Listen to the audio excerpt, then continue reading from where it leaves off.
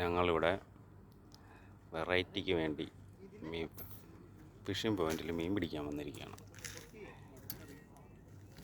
ജിത്തു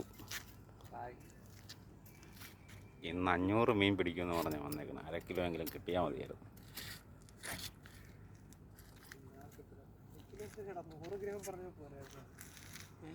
ഇവിടെ 100 ഗ്രാം പിടിക്കാൻ ഒരാളിരിപ്പുണ്ട്.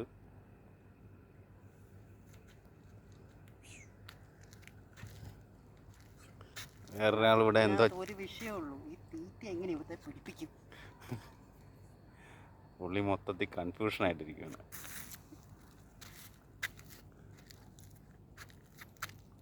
ഇത് റിജാസ്, ഇതിൻ്റെ മാസ്റ്റർ ബ്രെയിനാണ്.